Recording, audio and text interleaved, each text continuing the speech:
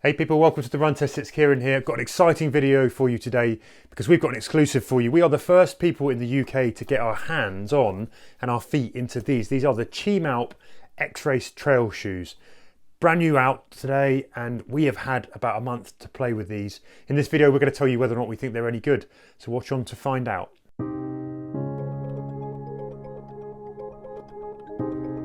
So some really quick key details on the Cimalp X-Race. You're going to get a 4mm drop with a stack of 20mm in the heel, 16mm in the forefoot. Weight-wise, they come in at 10 ounces or 283 grams, and that's in a UK men's size 9. Price-wise, they're going to set you back $149.90 in the US and £149.90 in the UK.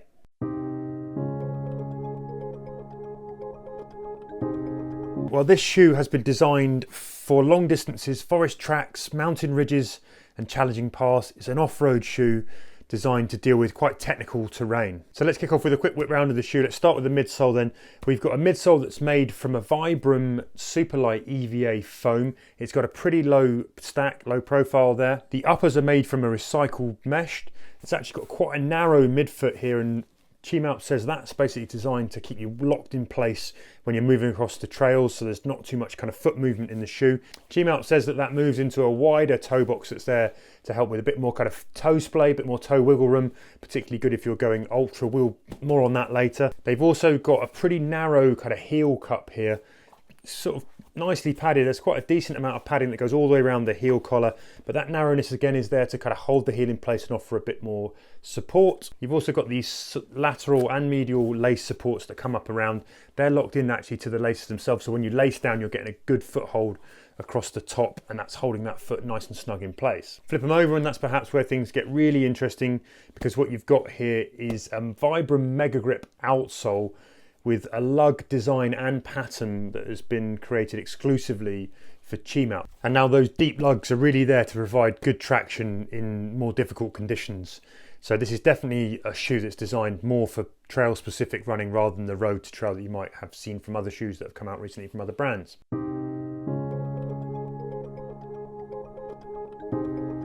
So fit then, I actually ran in a UK men's size 9. I normally have a UK men's size 8.5. And actually I found the 9 to be absolutely bang on in terms of that kind of narrow and the tightness and the hold across the midfoot. They said this is a shoe that comes up tight across the midfoot, but I found that perfect in that size. In terms of the toe box space, exactly the same. And on the length, actually, I found it just about right in the 9. So I think with this, I would recommend going up half a size.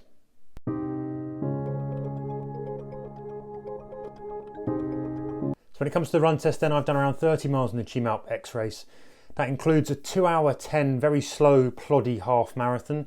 I've also done some faster stuff, and that's been on a mix of light trails, kind of compact river paths, park paths. I've done a bit of fields, a bit of muddy kind of grass, some sloppy trails, and mainly over kind of short ups and downs, but nothing that's kind of too steep or too long or too technical like you might find in the mountains, just due to where I'm located at the moment. I haven't had an opportunity to take them to that. So yeah, maybe not entirely in their natural habitat, but a pretty good test nonetheless. So some things I would say, step in comfort on these shoes is actually really good from the off. I think they've got well-balanced kind of heel cushioning.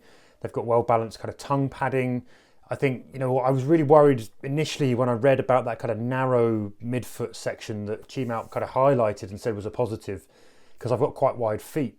But actually it hugged just right. I got good lockdown. I think those sort of side lacing kind of structures really do help lock the foot in place, and it's not too tight. It's snug but comfortable. The toe box as well, this is a shoe that I think actually looks quite straight, so I was worried the toe box might be a little bit narrow, but actually on the run I found it plenty roomy enough. Actually, we're not talking about something like an ultra kind of roomy, but there was good wiggle room, there was enough kind of length, there was no bashing of my toes on the top of the shoe, and I found it just about right, to be honest, although I was, as I said earlier, going half a size up, so I was in a 9 rather than my regular UK 8.5. Now moving on to the ride, well, this is basically a bit more of a kind of traditional old school trail shoe in my mind. That lower stack of EVA midsole runs pretty firm, and it's pretty unforgiving unless you're kind of running on the softer trails, which is where these shoes actually perform at their best. When I was on the road sections or the really kind of more kind of hard compacted trails, there was quite a lot of ground coming up through the shoe. There's not much cushioning, there's not much protection. You know, you're going to feel a lot through these shoes. Ground contact in the shoes is quite pronounced. So if you're looking for that, that's actually a really positive thing. You're going to get lots of that in this shoe. It actually reminded me of kind of like a pre-graphene, pre-nitrogen Innovate shoe going back 3 or 4 years. That's kind of the ride, you know, firm, direct. You know, you can feel the ground underfoot. If you put your foot on a tree root, you know, you're very aware of it, and you can feel your feet connecting with what's underfoot, which is actually quite a positive thing if you like that kind of sort of firmer ride. Now, the other thing to note is that kind of relatively shallow 4mm drop, you've got a comparatively low stack, and there's no kind of rocker or pronounced rocker to sort of speak of on this shoe. And I think that makes for sort of landings that kind of can feel quite flat, actually. You know, some shoes we're sort of seeing now, you're getting a little bit more of a drop. It's got a bit of a kind of softer foam. There's lots of rockers, you know, look at the Hoka shoes. You're not really going to get that with this shoe. It is quite a kind of sort of traditional kind of flat landing. Again, if you like that kind of thing, then great. If you liked the way that trail shoes used to be mainly, then I think this is going to fit the bill for you. As I said, I think they run a little bit too firm really for major kind of road to trailing. They did all right. I was able to get across the road. I did actually sort of 3 or 4 miles in them during that half marathon on the road. They actually reminded me of something sort of like the high-low run, which is kind of like a sustainable shoe that I tested on the channel recently. That's a road shoe, but it runs quite firm like that. It fits into that kind of bill. That's the sensation. So you can get away with it, but you wouldn't want to do too much of it. Now, the other thing to note, you've got that kind of Vibram Mega Grip outsole. That performed really well for me. I ran it through all kinds of different things. So I was stepping on wet tree roots. I was kind of going through quite sloppy mud, across soft wet grass, down hills on those things as well. And in most situations, the grip was absolutely fantastic, spot on. I had no trouble at all. It coped with everything that I threw at it. Only the only thing that we really struggled with was kind of the really kind of sloppiest mud. You know, but show me sort of shoes that cope with that. You know, regular trail shoes that cope with that well. You know, there's not loads of them, so I wouldn't really hold that against it.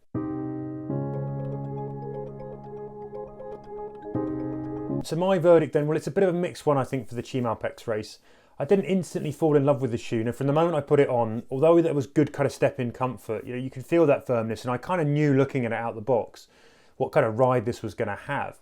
And it performed okay. I was happy enough kind of clipping along in it.